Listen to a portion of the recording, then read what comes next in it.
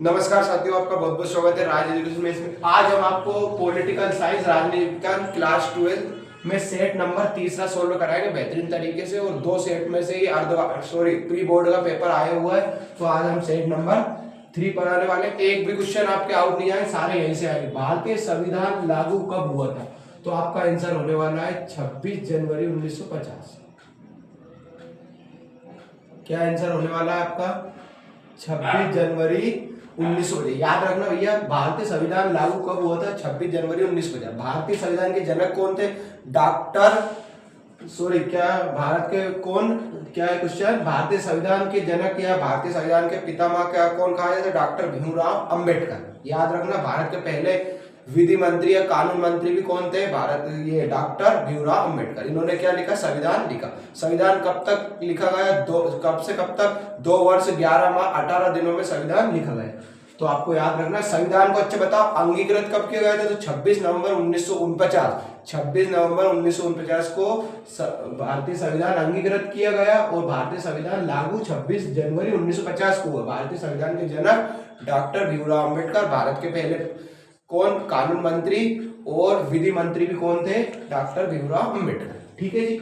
अगला, सविनय अवज्ञा आंदोलन कब हुआ था? सविनय अवज्ञा आंदोलन, आपको आंदोलन कब हुआ था याद होना चाहिए। तो 23 मार्च, मार्च का है समथिंग, पर आप याद रखना 1930 याद रखना सही बच्चे। गांधी जी के द्वारा डांडी से ये शुरू हुआ था। सविनय अवज्ञा आंदोलन कहां से शुरू हुआ था? डांडी से 1930 में गांधी जी के द्वारा ये आंदोलन शुरू किया गया था। याद रखना सही बच्चे अच्छे से, बेहतरीन तरीके से। ठीक है जी। अगला, संयुक्त राष्ट्र संघ का मुख्यालय कहाँ है? संयुक्त राष्ट्र संघ का मुख्यालय आपका है न्यूयॉर्क। ये न्यूयॉर्क कहां पर है? न्यूयॉर्क कहां पर है बताओ कोई? तो न्यूयॉर्क कहां पे? अमेरिका में। याद रखना, ठीक है बच्चा। अगला क्या है? न्यूयॉर्क कहां है? अमेरिका में। अमेरिका की राजधानी क्या है? Washington DC. तो संयुक्त राष्ट्र संघ का मुख्यालय अमेरिका में। संयुक्त राष्ट्र संघ की स्थापना कब हुई थी? तो 24 अक्टूबर 1945। याद रखना, वेरी मोस्ट क्वेश्चन है, कभी ना कभी आएगा। 24 अक्टूबर 1945 को संयुक्त राष्ट्र संघ का मुख्यालय संयुक्त राष्ट्र संघ का स्थापना 24 अक्टूबर 1945 को हुई। संयुक्त राष्ट्र संघ का मुख्यालय न्यूयॉर्क में। संयुक्त राष्ट्र कहाँ है? अमेरिका। अमेरिका की राजधानी क्या है? Washington DC. ठीक है, याद रहेगा अच्छे से। और संयुक्त राष्ट्र संघ में कितने सदस्य हैं? तो 193 देश जुड़े हुए हैं। ठीक है जी। अगला, हिरोशिमा और नागासाकी पर परमाणु बम का प्रयोग कब किया गया था? तो आपको याद रखना है कब किया गया था? 1945 में।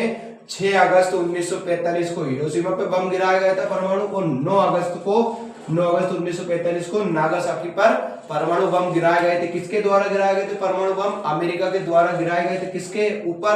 तो जापान के ऊपर। याद रखना बेटा, ठीक है।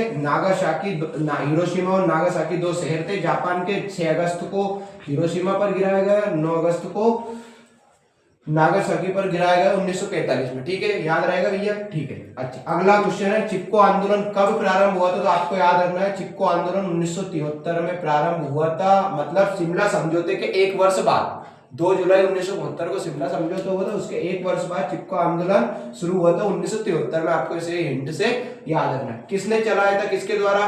तो सुंदरलाल बहुगुणा, है ना। याद रखना, सुंदरलाल बहुगुणे के द्वारा ये आंदोलन चलाया गया था इनसे। ठीक है, याद रहेगा। ये आंदोलन 15 सालों तक घास काट कर चलाया गया था।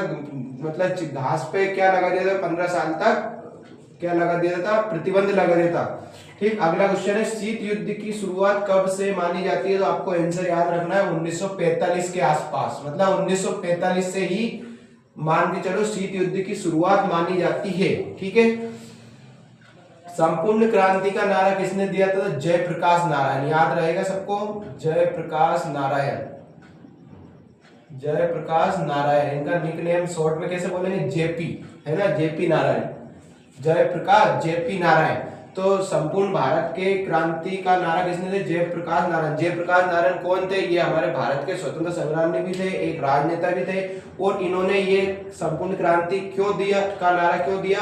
क्योंकि इंदिरा गांधी की सरकार को क्या करने के लिए? इंदिरा गांधी की सरकार को उलटफेर करने के लिए उन्हें कुछ ना कुछ वो गलत कर रही थी, तो उनको लिए ये वाला संपूर्ण क्रांति का नारा दिया गया था, उनकी सरकार को उलटफेर करने के लिए।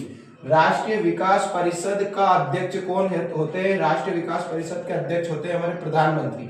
जो भी प्रधानमंत्री रहेंगे वो क्या रहेंगे? राष्ट्रीय विकास परिषद का अध्यक्ष होगा। राष्ट्रीय विकास परिषद की स्थापना कब हुई थी? तो आपको याद रखना है 6 अगस्त 1945।